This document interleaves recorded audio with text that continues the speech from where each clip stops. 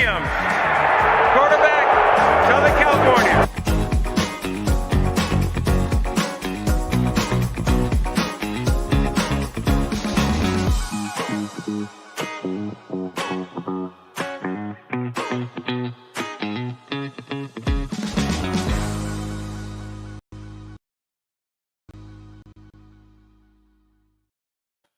What's up, guys? Welcome back to another edition of the Willis Twin Towers podcast. Just real quick, guys, just a reminder real fast. As always, please give us a like on the video, subscribe to the channel at Barroom Network here on YouTube. You can also find us wherever you get your podcasts from, whether it be Apple or Spotify. And you can also follow us all on X or Twitter. You can follow our executive producer, Aldo, at Barroom Network. You can find me at _Jeff Willis. And you can find Tim at Tim Willis 24. And before I switch it over to my co-host over here, Tim, I just want to, real quick, guys, I mean, it's a big one here. Number 1 versus number 2 coming up, at least potentially. The hope is that Jaden will play this week, but we don't know. It was an interesting injury last week that he sustained with his ribs. And there's some news about that we'll talk about here in a little bit. But this is a huge matchup for the Bears going up against Washington, another team with a winning record, and they've far exceeded their expectations, at least in my opinion. So it's going to be a great matchup, and it'll give the Bears a real test to me to see just how good they really are and if they kind of belong in that upper echelon of teams. So swinging over to Tim here, what are your thoughts real quick, Tim, before we really do a deep dive into this game? I'm super excited for this game for a lot of the reasons that you just said, and also to see this is going to be the toughest test for Washington's offense so far going up against our defense. And it'll be a test for us to see how our offense can, how our offense can go up against their defense. And their defense has improved every week. They've improved every week with Dan Quinn as their head coach now. He's known for his defense. I'm sure it's going to only continue to get better. I'm sure he's going to have some things schemed up to make things difficult for Caleb in the offense, being a rookie quarterback. But I'm sure Flus and Eric Washington have some things up their sleeve as well for Jaden Daniels, assuming Jaden Daniels plays. And I'll go ahead and say that I don't know what direction is going to happen. I don't know if he's going to play or not, but I believe that there's a strong chance that he is going to play in this game and that they've just kind of protected him this week and gave him the rest that he needs so he can be ready to go, at least be 75, 80, 90% to play in the game, because I think everybody wants to see this matchup.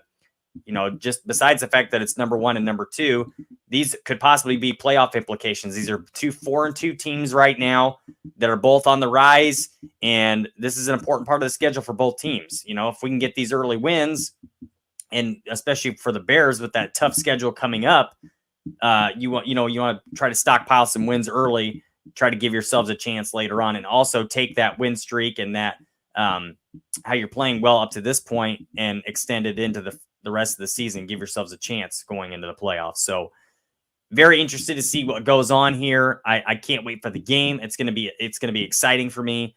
Even if it isn't Jaden Daniels and we see Marcus Mariota, it should still be a good game because I believe this Washington team is better than what we realized going in to the season. And I think Dan Quinn has a lot to do with that, obviously being the new head coach there. And he's done a great job everywhere he's been, with the exception of how the team kind of fell apart in Atlanta at the end there. But, he got him into the Super Bowl. I mean, he's shown that he's a good coach and he's competent at what he can do.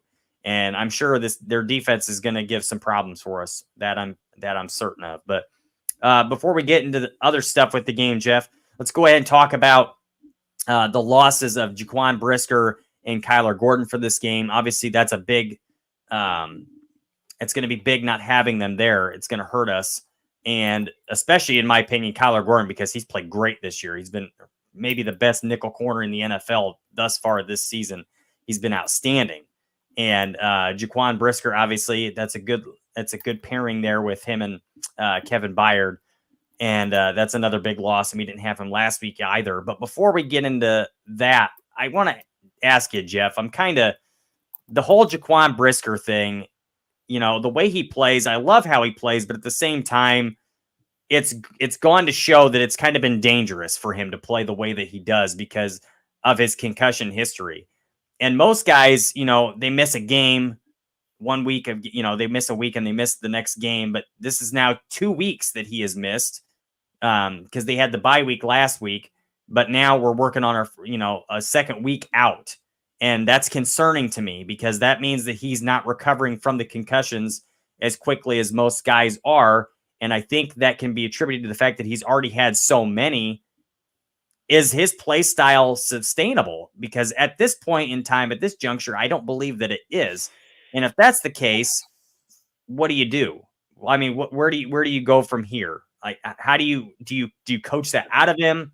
Because you don't want him to change how he plays because, this is what makes him great. It makes him the player that he is.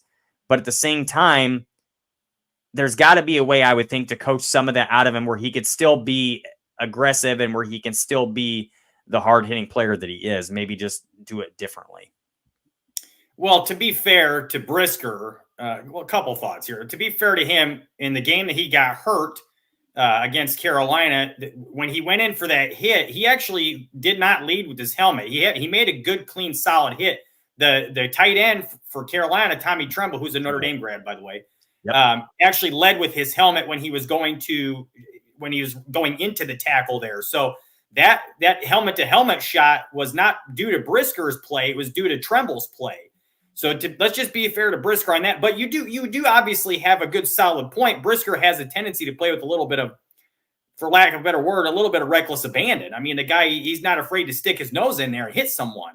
And there's some give and take there. There's some good and there's some bad. I agree with you on that. I mean, it's good because he's got a very physical style of play that, is, for one, it can cause turnovers with hard hits. He's going to rally his teammates around him with those kind of hits. He's going to strike fear into opposing players offensively with those hits.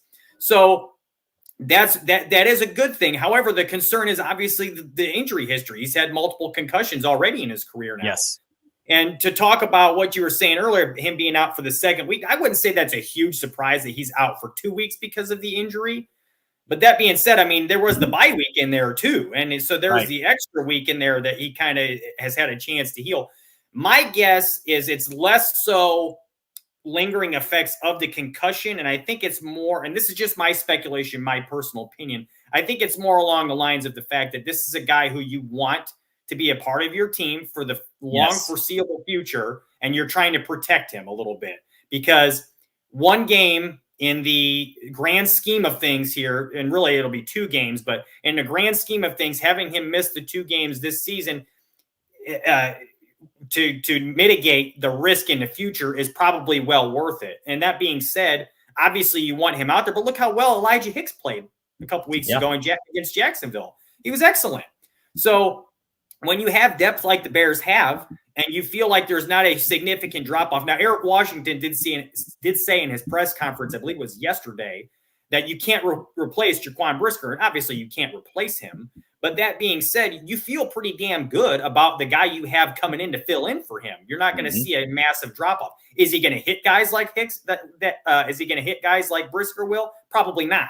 But he's still a very good replacement option there to get the job done for you. And he, like I said, he filled in very, very well. I like the way he played. So again, this is again personal speculation. I feel like it's more or less to protect the player more so than a lingering issue with concussion symptoms. But I could be wrong about that. Right. Going over to the the Gordon thing we were talking about a few minutes ago. That's an interesting one because I believe he has a calf injury that he's got right now.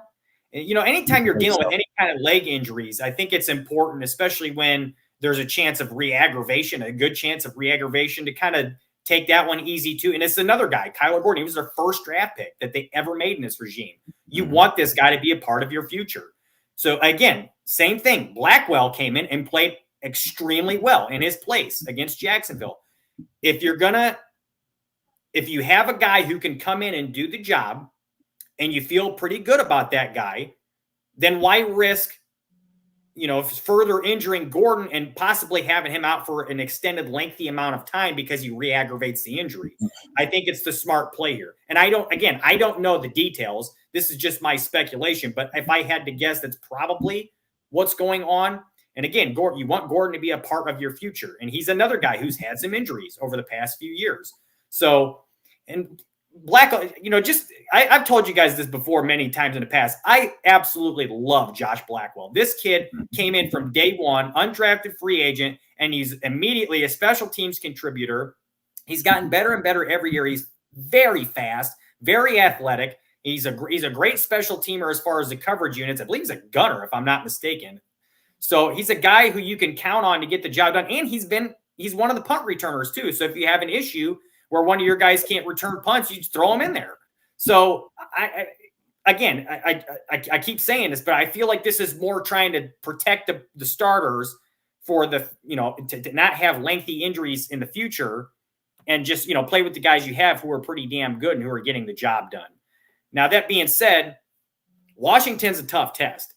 So this is not quite going to be the same thing as Jacksonville a couple weeks ago. Now, that being said, Brian Thomas Jr. has played excellent football for Jacksonville as of late. And the way that the Bears didn't allow him to do much of anything is pretty impressive. So we'll see. We'll see what happens with these guys. But, I think this is the right play because you're protecting your guys. So we'll see how it goes. But I do think, again, this is a very interesting challenge for this team. So we'll get into that a little bit more later, but that's just kind of my thoughts on that. Well, I want to answer Vizo's question here really quick, Jeff, because it goes along with this. And I want to get to it while we're still on topic here. He asks if could Brisker's injuries prevent Poles from extending him? And my answer to that, my quick answer is absolutely it could. And my reasoning behind that is there's a lot of really good draft picks that have been made in this Ryan Poles regime. And with that being said, you only have so much money you can allocate out. And we already have contracts for DJ. We have contracts for Kmet. We have Jalen Johnson. I mean, there's several big contracts on the books right now. And now in, 4 years, you're going to have to pay Caleb and possibly Rome. Hopefully both. If things go well, definitely both. And that's the direction we hope it is. But also that same draft class, you have Kyler Gordon. And if you had to ask me right now, I think it's no question that Kyler Gordon would be the one they would extend over Brisker. He would be the first option. Well, he just plays a much more valuable position in the defense. Absolutely. Yeah, so absolutely. That's a big part of that. Well, and it's also because he's also, in my opinion, of the two, he has brought the most of the two. I don't know how I could say that again, exactly. It's partly of this positional value because he does so much more. He's a guy who can cover in the slot. He can stop the run.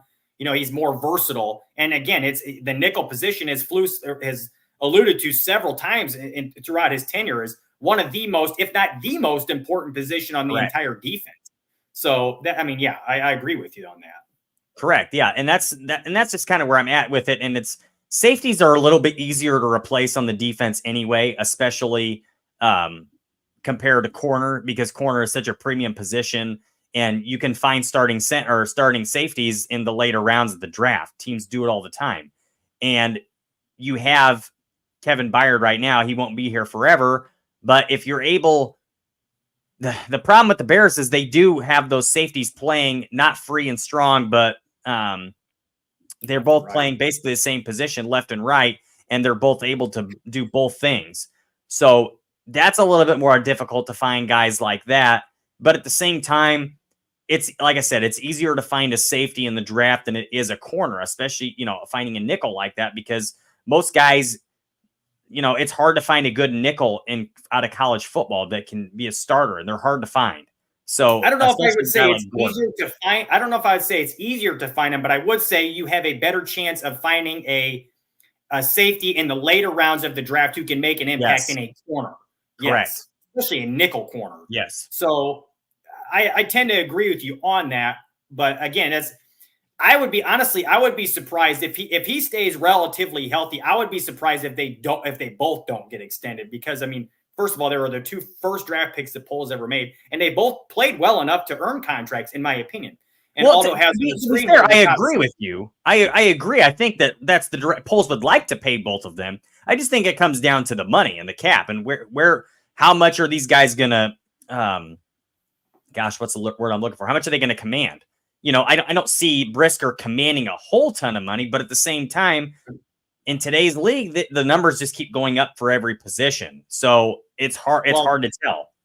Well, just going on this graphic on the screen that all those got here, the top safety salary in the NFL right now is Antoine Winfield, making $84 million with $45 million guaranteed. I don't think Brisker would approach that anywhere near. And the Packers also paid Xavier McKinney $67 million with $23 million guaranteed. He has been an excellent addition to Green Bay's defense. So, I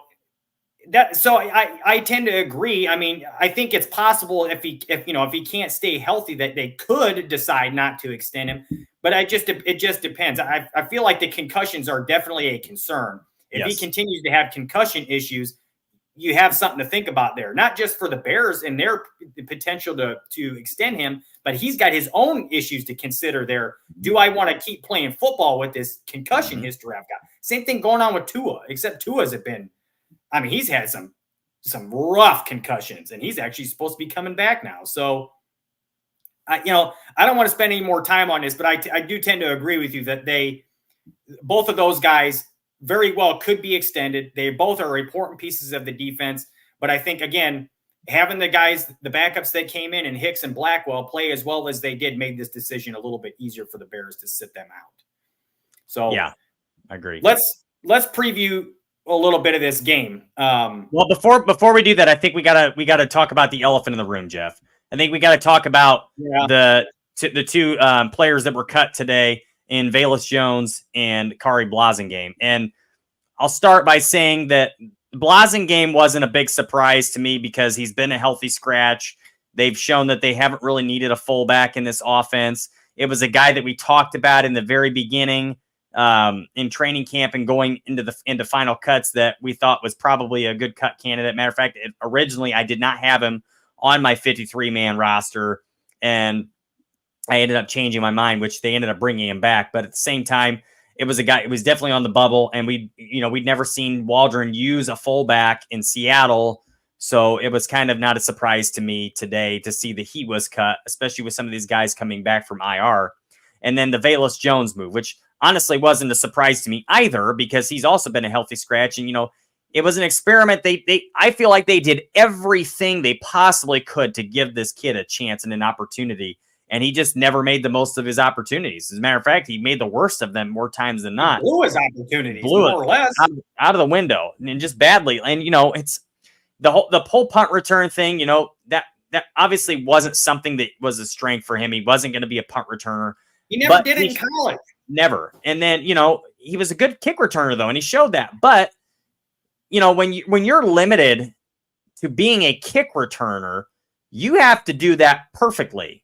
And by that, I mean, you don't have to score touchdowns every time you get the ball back there, but you got to catch the ball every time you're back there. You can't give an opportunity to the opposite team just by not catching the football. That you cannot do that on kick return. That is the only reason that you were on the field. So to me, you have ruined every opportunity that you've had. So it's not really a surprise. I think that Ryan Poles held on as long as he could because it was his draft pick, and a high one at that, a third-round pick. And he's got enticing talent.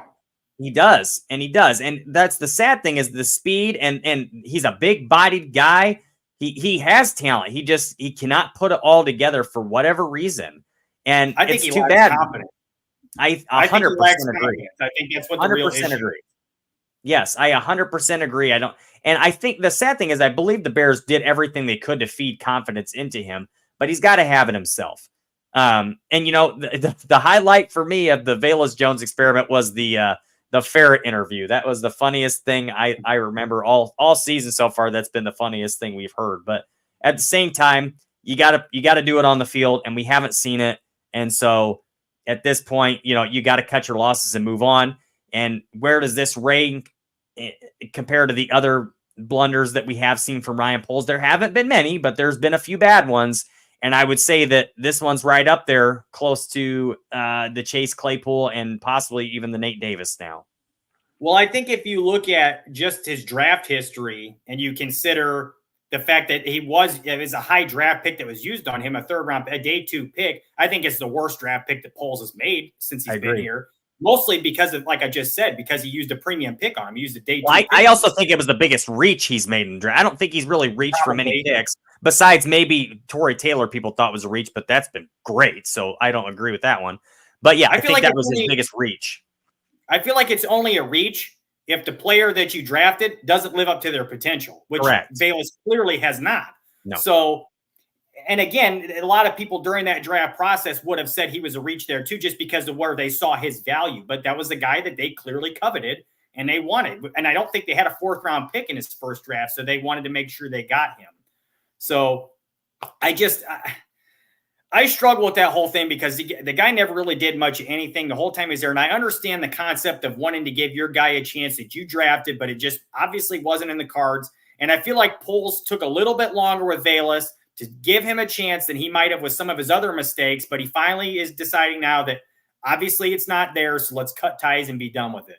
Now there's a report out there from Brad Biggs. There's a story out there that he's being waived, but that there's a possibility that because of the fact that it didn't happen before the 3 p.m. deadline today, that he could be traded by sometime tomorrow to another team. I would counter and argue that the only way, in my opinion, that Velus Jones actually gets traded is if there's a team out there who thinks that they're low enough in the waiver order that they would not be able to get him in a claim, and they want him bad enough that they're willing to do like a 6 and 7 pick swap with the Bears, which I would tend to doubt is the case and would happen, but it's possible if somebody wants him bad enough. Now, going back to Hard Knocks, if you guys were paying attention back then, there was reportedly an offer for a 4th round pick for Velus in training camp. And Poles, really, it looks bad right now that he turned. They should have taken it. They didn't use him. They haven't used him. And I think there were high hopes for him, which is why they didn't. But at the same time, looking back now, hindsight's always 20/20. But man, it'd be great to have that 4th round pick now, especially considering the fact there's a possibility that Justin Fields' pick may not convert to that 4th rounder if he doesn't play more, because Russell Wilson's been named the starter now. So, and that's incredible value for him, considering that he's done nothing thus far. Yeah, I would agree with that. And Cliff had a question in here too about roster spots. So who are we opening up roster spots for? Well, to me, the easy answer is there's guys that are coming off of IR that you have to get on the roster, like Jacob Martin Bates being one of them, and Ryan Bates not yet, but at some point he will be. Right. So there are guys who, you cut them to bring guys up. Larry Borum's back too. Larry Borum's off. So I don't think he's going to be activated yet either, but still you need spots for these guys when they do come up. So I think that's a big part of it. You have to consider that the guys that they want to get back on this roster, they were going to have to make some tough decisions at some point to get them back in there. So I think that's the main thing. There's speculation out there that they're making these moves because they've got a potential trade, and they might be bringing in a new guy from a trade. I would tend to doubt it. I mean, it's possible. I mean, they're going to be active. I would say that there's a better chance of them jettisoning somebody out than bringing in like a big name for sure. Right. So we'll see what happens. But I think this is more or less a move to open up spots for guys who are already hurt and on IR to get back onto the roster here. So, really quickly before you move on, I was going to say just that a lot of people think that he's going to swing since he's done it every year so far and used one of those 2nd round picks. But the difference is every year there's been a glaring need on this team that needed to be fulfilled during the season, like the Claypool thing. We were in desperate need of a wide receiver. Last year, we were in desperate need of a defensive end alongside Ngakoue because we weren't getting anything out of Ngakoue at that point. This year, I don't see a huge glaring need besides maybe, an interior offensive line spot. And the offensive line actually has played really well the last several weeks. But who's going to be available on the offensive line? No team is going to give up a starter on the offensive line. That's a hard position to cut ties from. There's a possibility some team that's going into the tank is going to do that. But, the cost is also going to be astronomical. So I don't see that happen. How many bad teams that are, looking into sell-off mode, like Cleveland, for instance, how many of these kind of teams have good enough offensive linemen that you want to trade for anyways? That's probably part of the reason why they're as bad as they are, because they have poor trench play. Exactly. So I just don't see that. And obviously there's been a lot of people who have said over the past month or so that, most teams don't trade good offensive linemen. And that is true. But again, I think it's more along the lines, as I said before, more along the lines of opening up space for your guys who are hurt to come back. And Travis Homer is another one who's going to be coming back very soon. He might be back this week. So I think it's important to remember those things as well. Mm-hmm. There was a point. There's a Aldo thinks that Willis could go to San Francisco. That wouldn't surprise me at all. I mentioned to Tim Kansas City earlier. I do think he's going to go somewhere. I don't know if it will be San Francisco because a lot of people have compared him in the past to somebody like Debo because of the size and the fact that he can play out of the backfield and receiver and return kicks. I think it would definitely be somebody. I would say it'd be more like a team that's contending with San Francisco. I could see like an LA Rams or somebody who's been in the Shanahan tree that it's also a competitor with San Francisco right now.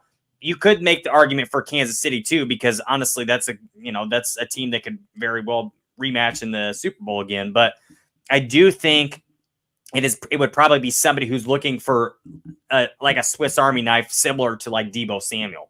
And I could see it being maybe even a divisional rival like the Rams. So we'll see. I don't know. I don't know if anybody signs him though. Well, Cliff made it before. I want to move on, but before I do that, Cliff made a good point earlier too. And I'm not going to speculate on this, Cliff, because I don't know if this is true or not. He said that he doesn't think Willis is the brightest bulb on the Christmas tree either. Now, again, I'm not going to speculate and say whether or not that's true because I don't know. Is it possible that he had difficulty picking up things? As far I as think he's basing that off of like his interviews and stuff, like how he is.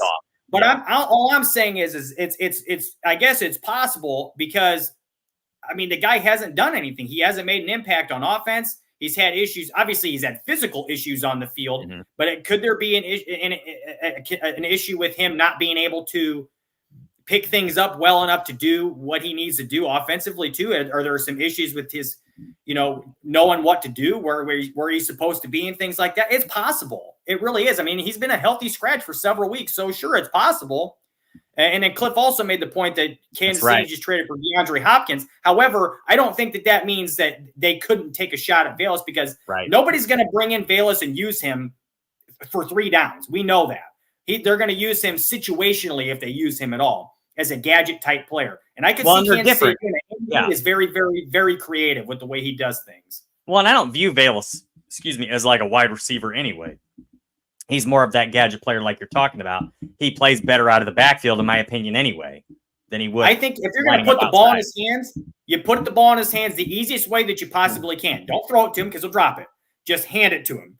Give him a little short pitch play somewhere he can easily get his stone hands on the football if you're going to use him at all so he can make plays because he can't catch. So they need to give him the sticky stuff that they gave what's his name in the replacements.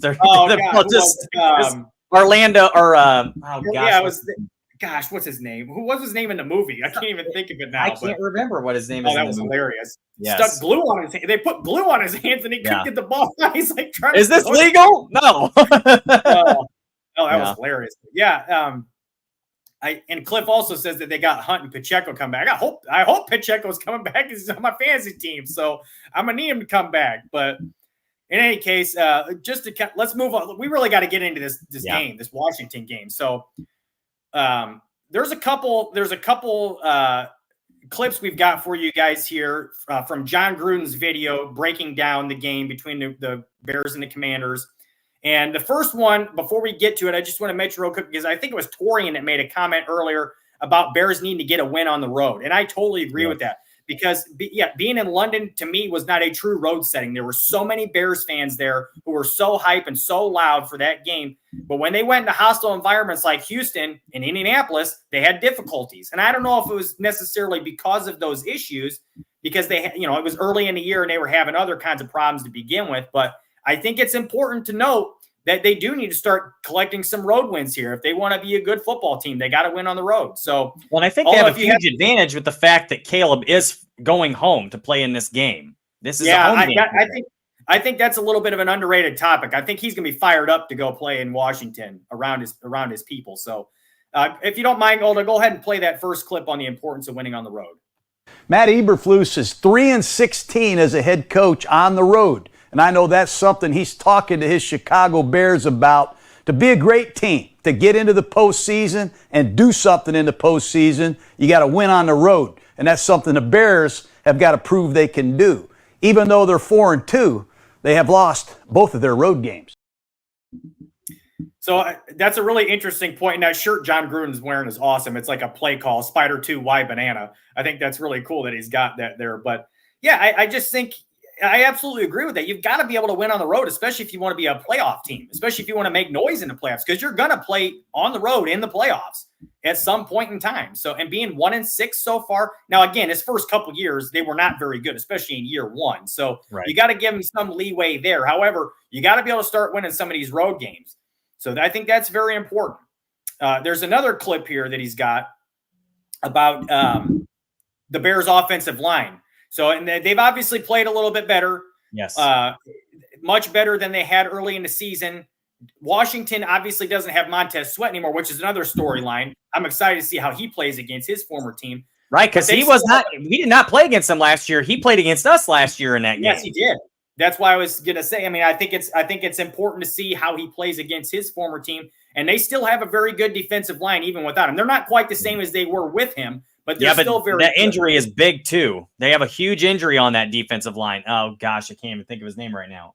Jonathan Allen? Jonathan Allen, yes. Yeah. So they're still very good. Daron Payne's a great player. So we're going to have our hands full on our interior offensive line. So let's see what Gruden has to say about that. The offensive line, much like the Commanders, is much improved. Jones at left tackle, number 70, is very athletic. He hasn't had many problems in pass protection in the last few weeks. The left guard from Oklahoma State, Tevin Jenkins, has been solid. I got to tell you, the backup guard is number 60. His name is Bill Murray. You like Bill Murray? I just saw that. Bill Murray. What a great actor.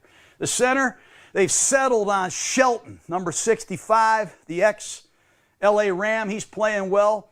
I think the guy that's really playing good is the right side of this line. 79 Pryor and 58 Wright, the first-round pick out of Tennessee. All you got to do is go to play 51 of the Jaguar game and watch Pryor and Wright on this double team scheme. It's rated R. You got to see it. They got after this guy's ass, man. It's just like they're supposed to on a Chicago Bear field. But they're running some power schemes, some gap schemes. And when you watch the Bears, their run game is better the last 3 weeks because the plays are blocked better. They're not losing yardage on running plays. And I'm telling you, Swift, he's running up into the line of scrimmage 2 to 3 yards before he gets hit sometimes. And it's really allowed Swift, who's a good back, to press it, read it, take it, cut it back. He's been making really good decisions. The line is playing better. So that's another point I want to make too. There's actually 2 points I want to make real quick. So number one, I think the combination of Matt Pryor and Darnell Wright on the right side of that line, I think it's important that they continue to run the ball to that side because those are some massive bodies. Matt Pryor is enormous. And it's interesting that we're talking about this right now because if you guys watched Greg Gabriel's show this week, Gabriel Talks Football here on Barroom Network, he was talking about Matt Pryor and how big he is and how he wants to know if this will potentially change the way the Bears look at evaluating offensive linemen in their future because he's not the athletic kind of mover that the other guys that they've brought in the past have been with this regime. So, and the way he's played so far and how well he's played, it makes me wonder as well, are they going to maybe consider the body type and not necessarily just going after guys who are uber athletic with every draft pick or every guy they bring in on the offensive line because he's played so well. And another thing too, that Eberflus had mentioned in his press conferences in the past before DeAndre Swift really got going was that he wanted to see him press more towards the line. And it's interesting that Gruden just made that point too, because he's looked much, much better in that area. And we've seen a lot of explosive runs. So I do want to see them run the ball to the right side and continue to do so, especially in this game. I think it's important that they are able to run the football and control the clock and keep Washington's offense off the field. So I want to see that more. I love those two together on that side of the line. And I love the way Matt Pryor has played. And Darnell Wright, I mean, he's really starting to come along now as the season gets going. He's just, that guy is a powerful man. So seeing those two move bodies like that is a sight to see. And I'm excited to see how they continue to progress in that regard. And I think Pryor has been a nice little diamond in the rough there for them. Well, I kind of like to have the bigger guy playing guard anyway, especially in pass protection, because that's something the Bears have really struggled with over the last several years is pass protection. But these guys are athletic, but they get moved very easily in pass protection. And that's something that hopefully it does seem like it's getting improved, but at the same time, maybe it would be good for us to have some bigger guys in that interior that aren't getting moved around and can still move guys in the run game. I don't think it has to be a certain build or certain athleticism. Some guys can just move guys, and that's what we need. We need guys that can just move guys around. Tevin's not a small guy. Tevin's not even super athletic, but he's a mauler in the run game. And, he hasn't had a great year this year so far, but he did have a really good week the last game he played in. So I don't know. We'll see if that changed anything. I don't know if it's going to change how they view offensive line body type so much, but it does raise the question because we have seen a much better offensive line play since we've had Matt Pryor and even Bill Murray in left guard. So we'll see. But I like where the offensive line is headed right now. It is much improved. I'm still not sold that Braxton Jones is the answer at left tackle. And if you had to ask me right now if we're going to pay him big money, I don't think we pay him big money. But that's another story for another day. We'll see where we're at the end of the season. But again, I do like the direction the offensive line is going. And I love Darnell Wright, and I've loved Darnell Wright since they brought him in. Love Darnell Wright. Yeah, and Gruden made a good point, too, that Jenkins he's played pretty well recently, especially, lately he's played a lot better than he did earlier in the season. So that's good enough. It's good to see that, too. So the last clip that we've got from John Gruden's video breakdown there, before we get to it, he's going to talk about the Bears' run D. And, we've talked about this several times in the past few weeks as well with the Bears and their run defense. And you guys have heard me on record talking about how I feel like for the most part, they've played the run pretty well. The issue that they've had this year is it's like almost every game they give up at least that one big, huge, explosive chunk run that's really kind of hurt them. And for the most part, they held Jacksonville's running backs in check, which is another thing. Tank Bigsby has been playing excellent football this year, too, so far. I believe he took over the starting job from ETN. So the fact that they held them was good, but in almost every other game, they gave up a big run. Chuba Hubbard had a big run. Tony Pollard in the first week of the season for Tennessee had a big run. Joe Mixon had big runs in the Houston game. So Jonathan Taylor had the big touchdown run against Indianapolis in week 3. So we've got to be able to, if we're the Bears, we've got to be able to hold those explosive plays or keep those explosive plays from happening. And I think that's the biggest X factor for them, especially in this game with a rookie quarterback who runs the ball particularly well if Jaden Daniels plays, because they've got to be able to contain that if they want to be able to get stops on defense. So let's go ahead and play that video and see what Gruden has to say about it. The run defense of the Bears is solid. Last year in 2023, they were the #1 run defense in the NFL. Now, they have had some cracks in the armor this year. They're not #1, where they gave up 86 yards a game last year. They're 11th, giving up a little over 110 now, and they're 20th in the league, giving up 4.6 yards per carry.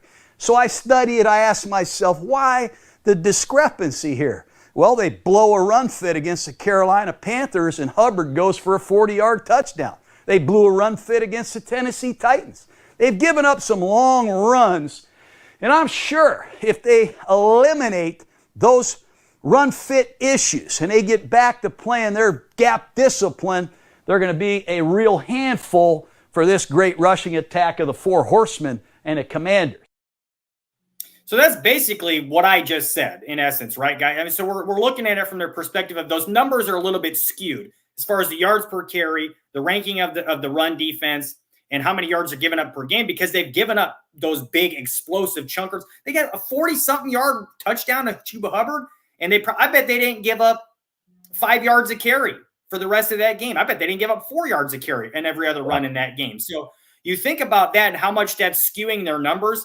Like he said, if their discipline, their gap discipline tightens up a little bit, I think they eliminate those chunk runs, and the run defense is going to look a lot better towards the end of the season, because you're going to not see those big runs anymore, and it's going to make those numbers not as skewed. They're going to come a little bit more down to earth as far as the yards per carry, the yards per game, and all those things. So in my opinion, if they eliminate that issue and you're looking at first half of the season to second half of the season, you compare the two stats, I bet we're going to be looking at the second half of the season and saying, wow, their run defenses look great because they stopped those big chunk runs.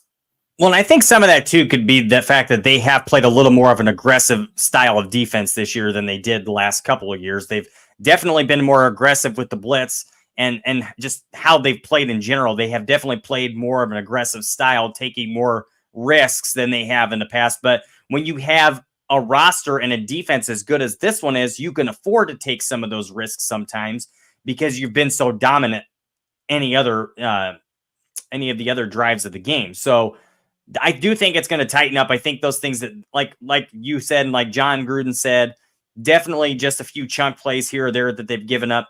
But this game is going to be a little different because the Commanders' run game is very, very good, and they're going to lean very heavily on that. Brian Robinson has been outstanding this year. And Austin Eckler in a reserve role I believe he's averaging 4 or 5 yards a carry in a reserve role. They've been very, very good on the ground. So that's going to be a tough test for them. Even if, and that's the thing, even if Jaden Daniels doesn't play and they have Marcus Mariota out there, this running team, he can run too. And he can run too. It's going to be a challenge for the Bears' run game or run defense for sure, 100%. So to me, that's the biggest thing on the defensive side of the football is we have to be able to stop the run. That's going to be the biggest challenge, and the thing that if they can stop the run from Washington, the Bears should win this game, in my opinion, if they can stop that running game, because it's very good. Very well, good. A couple things real quick. Just to kind of counter a point you made earlier with them being aggressive and things of that nature. I don't know that I necessarily agree with that's part of the reason why they're giving up the big chunk plays. I think it's more of a discipline thing than anything else, just not being in the gaps they're supposed to be. Because, right. I mean, in my opinion, really, if you're even a blitz should be, if you're blitzing, it shouldn't necessarily be a detriment to your run defense, especially if they're running towards the blitz. You should be able to stop that, so I feel like it's more of an issue of their gap integrity and their gap discipline. But on the other side of that coin, what you were just talking about a minute ago, the X factor for the defense in the game, I totally agree with. You got to stop the run because as good as Jaden Daniels has been throwing the ball down the field, he's got a very, very accurate deep ball, and he's hit on it several times this season already. The Bears defense, they just don't give those plays up. They don't give up deep passes. They don't, and the secondary is so strong, and they play that defense, where it's designed to eliminate those big pass plays. And the Bears, I mean, if you look at statistically, they haven't given up those kind of plays this year either. So you stop the run, and that's going to help you in that regard, because if you can't stop the run, then that's really where the issues are going to lie for the defense in this game. If they're going to just continue to run the ball effectively, keep your offense off the field, and then that will open up some play action and deep shots and opportunities because you're trying to sell out to stop the run. But in my opinion, I feel like, again, it's just a matter of discipline. You got to have better gap integrity. And if they show that in this game, I think they're going to stand a good chance of slowing down Washington's offense.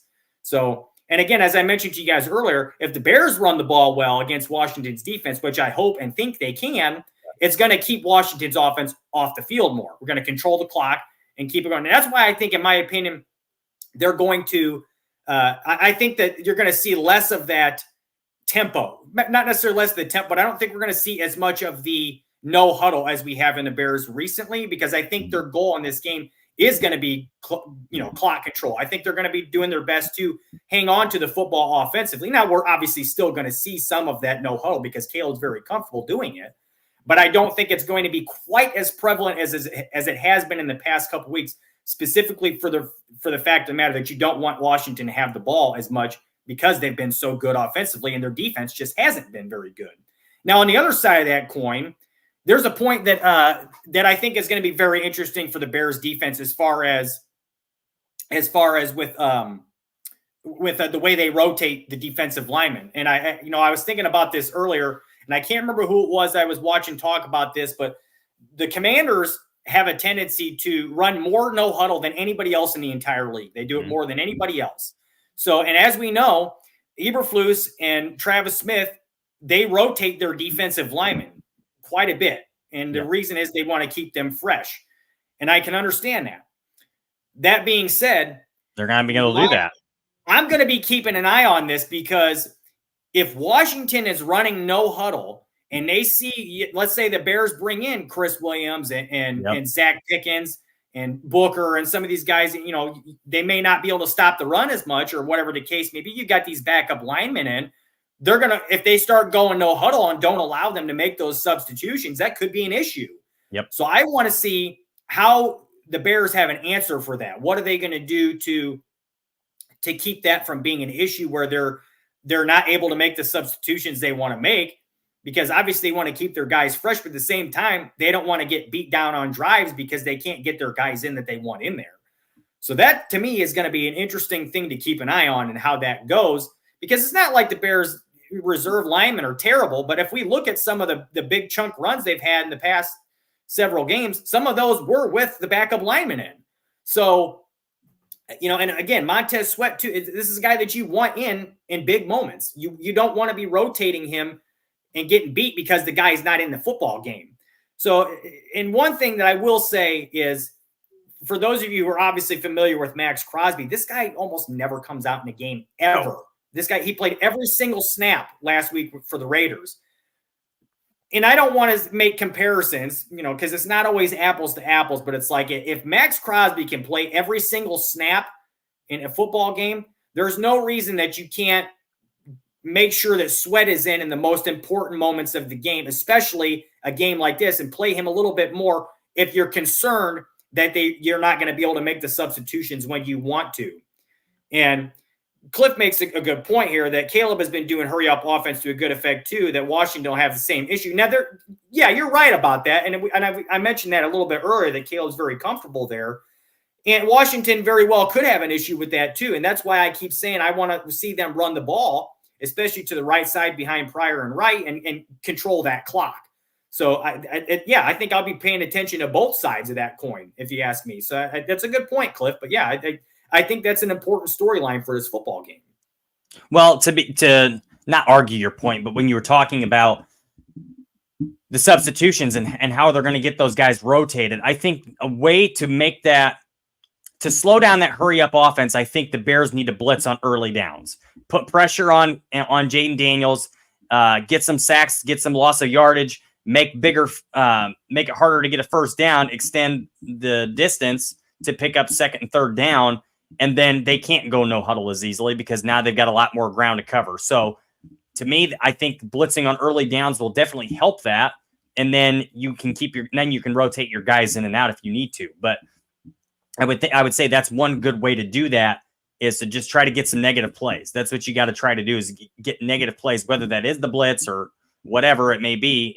Turnovers obviously would be perfect. But to me, negative plays would be the best way to do that. So blitzing is definitely an option there for me. And then, maybe more than you normally do even. I mean, it just, it's based on matchup. And the problem with that too is that Jaden Daniels is a very good scrambler, and he is able to get, honestly, he's been, in my opinion, better on the ground this year than he has been in the air. And he's been pretty good in the air too, but his ability to escape the pocket and pick up yardage is going to be big for them. Now, how much are they going to do that with him, though, if he does play because of the injury? Are they going to let him run more or not? But at the same time, I think it's just in his DNA and the way he plays the game. If he feels pressure, he's going to escape and try to pick up the first down. So this could be a good thing for the Bears as well. I mean, you could, get a good shot on him and he may go down. Not that you want anybody to get hurt, but at the same time, if he's going to get out there and run, I mean, we saw it happen to Justin Fields all the time and for the Bears. He'd get popped all the time. So, I mean, if you're going to get out there and run, this is your chance to put a hit on him, because now he's a runner. He's not a quarterback anymore. So, to me, what are they going to do with him? Are they going to try to protect him and not let him escape the pocket? But to me, I think he's going to, because that's just how he plays. He's going to look to scramble if he gets pressure on him. So, we'll see what happens. But I have a hard time thinking that the Bears lose this game. I feel like this is a good matchup for us. I think if you put it this way, I think defensively, there's no question to me we have the better defense. And on offense, I'd say it's pretty even. And maybe you could even give an edge to the Bears the way they've been playing the last 3 weeks. And neither one of these teams has really been tested by a good defense yet. So we'll see. Besides the Tennessee game, that's a pretty good defense in Tennessee. So the Bears did see that. But outside of that, I mean, they've not really faced tough defenses so far, so we'll see what happens with that. But I think it's a good matchup, and I think it's going to be the toughest test for either team thus far, in my opinion, because it's going to be the most evenly matched matchup they've both had so far. But I'm really excited for this game because I really, really hope that Jaden Daniels plays and Caleb goes out and beats him so that we can stop this conversation about people thinking that the Bears took the wrong guy at number 1, because they did not take the wrong guy at number 1.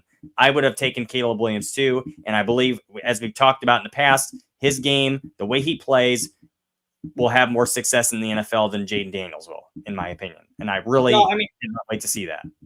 I think they're both going to be very, very, very good players. And I think they can both be 2 of the top 5 or 10 quarterbacks in the entire league in due time. Agreed. But again, this is all predicated on the fact that Jaden Daniels actually plays. We don't know if he's going to play. Right.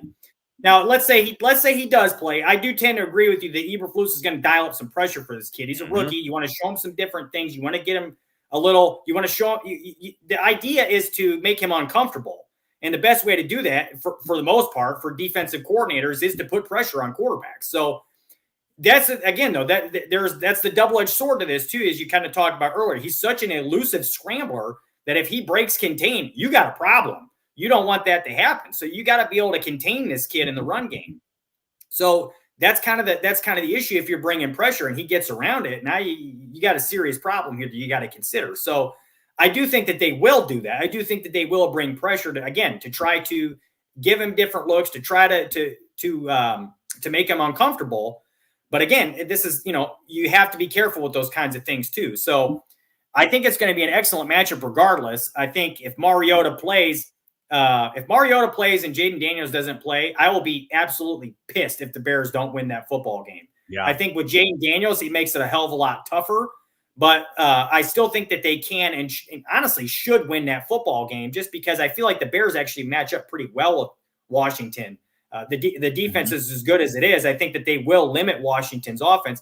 And I feel like the Bears' offense, the way it's been rolling lately, going up against another defense who's not all that great, they have an opportunity to continue to push it, to continue to move along and progress offensively. And I think they can put up some points. So, again, I think they should run the ball more. I don't anticipate it being a massive scoring game, but at the same time, there is an opportunity for the Bears offense to do some damage. So, well, my other thing with it too is clearly they have not asked Jaden Daniels to do what the Bears have asked Caleb Williams to do.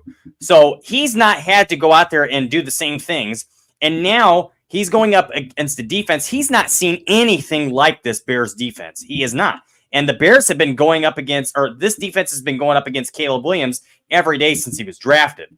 So to me, Caleb definitely has the advantage in this game because he has faced a lot more than what Jaden Daniels has seen thus far. And Caleb's played more of that pro style offense that Jaden Daniels is still playing a shell of the same offense that he's ran since he was at LSU. So it's going to make it tough because I'm telling you, the Bears are going to throw the kitchen sink at him. It's going to happen. They're going to do to him what they've done to Caleb Williams, and we'll see how he responds because he hasn't gotten the chance to go up against this yet. It's going to be in my opinion, it's going to be really, really tough for Jaden Daniels. If he in fact plays, it's going to be a very tough day for him going up against this Bears defense. He's seen nothing like it so far. Nothing. Yeah, I mean, it's like I said, I think the defense is good enough to where they can contain their offense and not allow them to have quite the success that they've had. So I just feel like this is a pretty good matchup for the Bears as far as the way things come together. Now, I'm not going to say that Washington's not a good football game and they're not going to make this entertaining and they may not win. I mean, I don't know, but I will say that I feel like it's a good chance for the Bears, again, based on the way they match up, to get this done and to get a win here. And getting a win against a 5-2 football team would be a big, big, big thing for the Bears. And it would, continue their trajectory upwards, especially because if the season ended today, both the Bears and the Commanders would be in the playoffs. So you're beating a potential playoff team in this scenario too. So I think it's important to note again, though, that we don't know who's going to start at quarterback. And if Jaden Daniels starts, in my opinion, it's obvious. I mean, it's probably not just my opinion. I would imagine that most people would agree with this. It presents a much more difficult scenario than if Marcus Mariota is playing, as well as he played last week. I think we've seen who Marcus Mariota is throughout the course of his career, and he's not any kind of world beater by any instance. So I think if you have your backup quarterback starting the football game, the Bears, they really have to win that game in that scenario. They have to. So, and I really think they need to get a win anyways, especially with all this discourse going on with Caleb versus Jaden Daniels, which is a little unfair to both of them because, again, like I said earlier, I think they're both going to have excellent careers. But if Washington wins this football game and Jaden plays well, everybody's going to be talking about how, oh my God, the Bears fucked up and they took Caleb Williams. It's just unfortunate. That's the reality of social media in today's day and age and the overreaction society we live in. But they can and should win the football game, and I want. This is why I hope that the Bears absolutely freaking blow them out, and Jaden Daniels looks terrible because that would shut everybody up. I'm not saying that's going to happen, but oh my gosh, I would be so excited to see that happen. I am hoping that does happen. But Jeff, we got to get to some questions, and there's actually a question on here that I just saw from Aldo that I really want to answer really quickly. I don't know if it was directly for us, but he was asking how we like for the late afternoon start. And I want to say this. I do like the late afternoon start, but to me, this game should have gotten flexed to a primetime spot because guess who's playing in primetime again this week? They have played primetime every single game this season except for one, and that was a 4 o'clock game as well. The Jets. Why are they still in primetime? Flex them out. They have been terrible. This should have been a primetime game. Number 1 versus number 2 absolutely should have been primetime. So I like the fact that they have gotten flexed to that 4 o'clock spot, and I'm assuming it's Tom Brady. But at the same time, I'm sorry, this game should have been flexed to the primetime spot, and the Jets should have gotten bumped from theirs because we see it every year. They bump bad teams out all the time. But because it's Aaron Rodgers, we're going to keep him in that spot. The guy picked boogers on live television last week. I'm sorry, and he ate it. He should not be on primetime. Get him out of there. Well, just a counter argument to that. Yeah, I think it would be great to see the game, a night game here. Yeah, it would be nice to see that. That being said, there is actually, believe it or not, there are more viewers during that 4:25 time slot or 3:25 if you're in the Chicago area. There are more viewers in that time slot than there are for the primetime games. It's probably because, you got East Coast people who are going to bed a little early, so you don't have as many viewers in that scenario. But it's a good chance for the Bears to be, the one team on TV, the one game that's on, one game that's on for everybody to watch nationally. It's a good time for the game because everybody's awake. Everybody's in front of their TV at that time. So I think I like that they're playing in that slot. It's not very often that the Bears play in the late afternoon slot. I mean, it's very, very rare. And it's because of the fact that they play in Chicago. I mean, you see all kinds of West Coast teams playing in those time slots because obviously it's much earlier here than it is, in Chicago or on the East Coast. So a 1 o'clock game here in California is a 4 o'clock game, in New York or wherever, Pennsylvania. So I think the flex is good, and I like that the Bears are getting the attention that they're getting. And this is a huge game. I would have been shocked if they didn't flex this game because of the ramifications of it. Now, if Jaden Daniels had gotten hurt before the flex had occurred, I'm not sure that they would have flexed this game because they don't know who's going to start. But now that it has been flexed, they can't go back and change it. So right, still going to be a good matchup regardless. Another question from Cliff here. Why are the Bears opening up room on the roster? We kind of discussed this a little bit earlier. I think it's more or less because they've got guys who are coming off of injured reserve, guys who are hurt, who are going to have to be put back on the active roster. Travis Homer's one. Jacob Martin on the defensive line is another one. Most of them are key backups, too, that we need. Yeah, they're key backups. So you got to get in there. Travis Homer is one of the best special teamers on the entire team. So you want to get him in there for that, too. So I think that's the biggest thing to me is it's more or less for that reason. And then Cliff also wants to know if they're buyers or sellers if they do nothing at the deadline. I think it's very possible that they do nothing. I think it's more likely that they are sellers than buyers. It's just going to be a matter of whether anybody actually wants anybody that the Bears have on their roster to trade for, like a Nate Davis, a guy who would be expendable. Does anybody actually want him? And there have been some reports out there that the Bears have garnered some interest in him. And there was somebody else too. I can't remember who exactly it was now for the life of me, but there are some guys who are generating interest from the Bears that aren't, integral parts of the team. So I would tend to lean Herbert. Thank you, Aldo, for that. Herbert was another one who's garnered some interest. I would be more surprised if they brought in a big name than they sold those two guys off.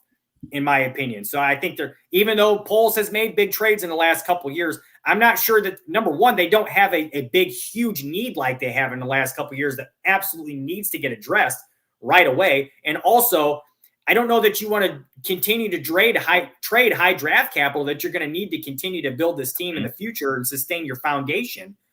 And again, also, I don't know that there's going to be anybody else out there in the market that you have to have right now. Would everybody love to have Myles Garrett and Max Crosby? Sure. Are either one of them going to be available? I doubt it. No. And if they are available, their asking price is going to be so astronomical. There's just no fucking way that that's going to happen. We're not going to the Bears, and I've been saying that for weeks now. It's not happening.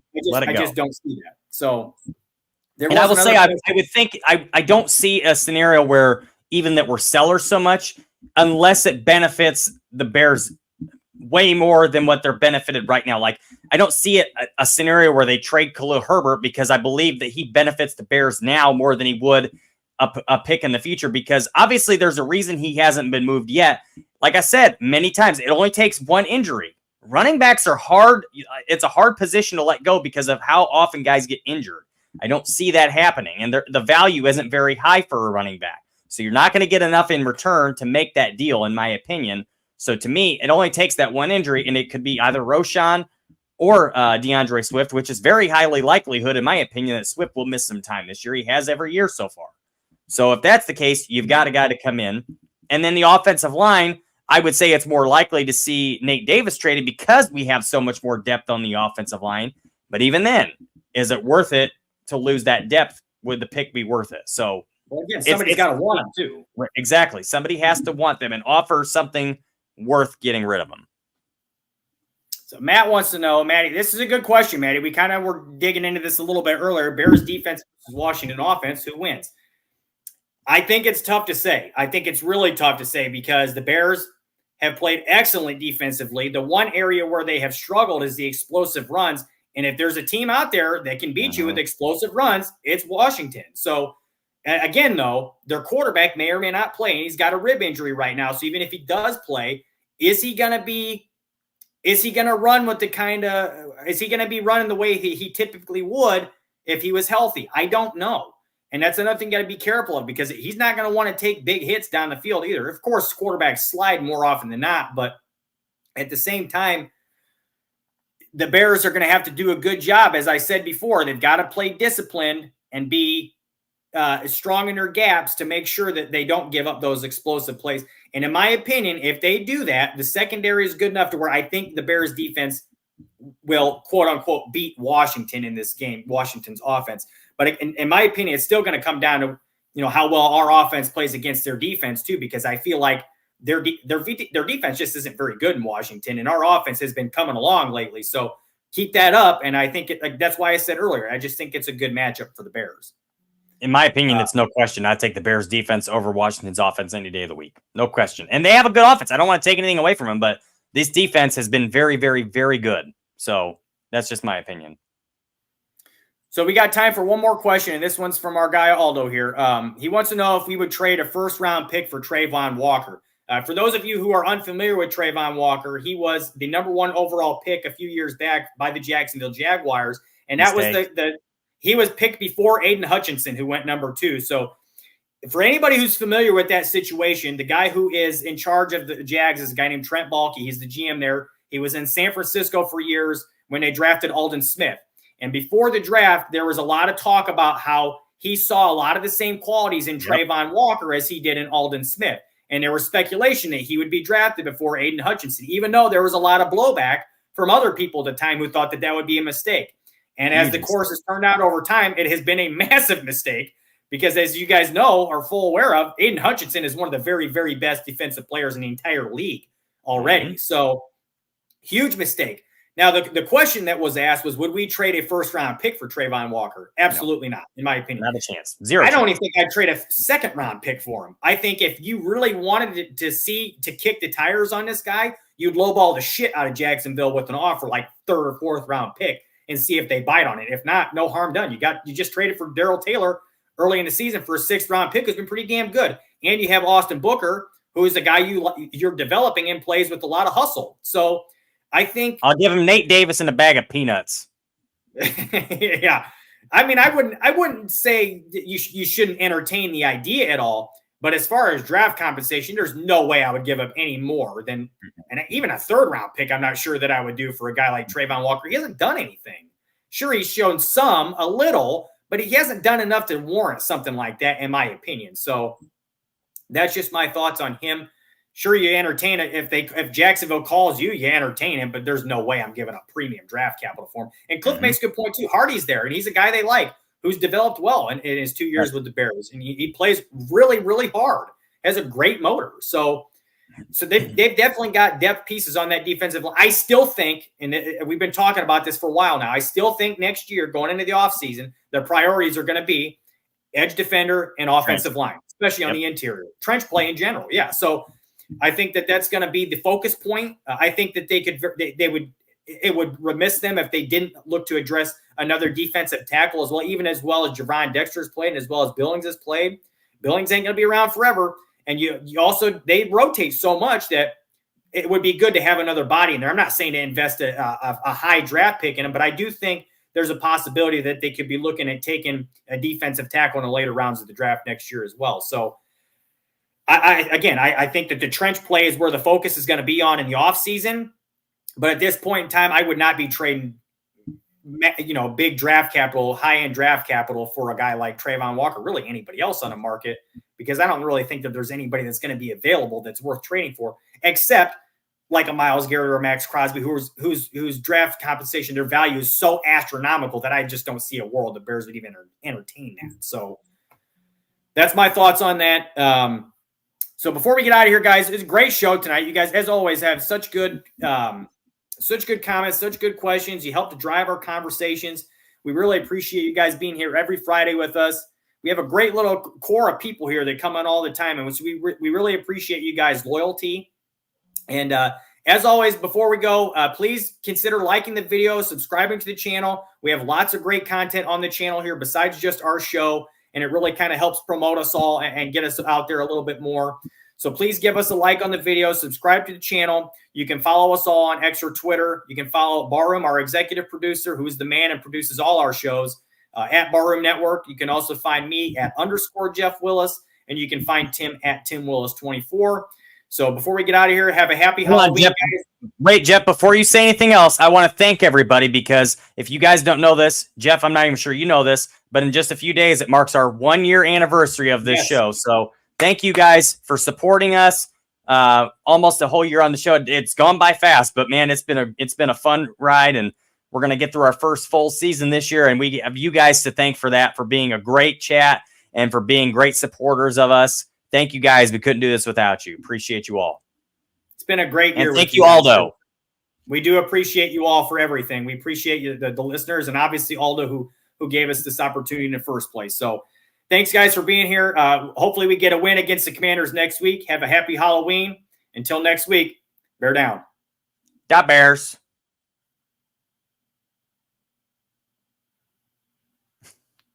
We're stuck. Frozen. We're frozen. Multiple. The Willis Twin Towers podcast is a Barroom Network production. Jeff and Tim Willis are the co-hosts and co-producers. Aldo Gandia is executive producer. Music is licensed from Pond 5. Any copyrighted material used was done under the Fair Use Doctrine for commentary, criticism, and informative purposes. All of our programming is available in audio-only format by subscribing to the Barroom Network wherever you download podcasts. Videos are archived on YouTube.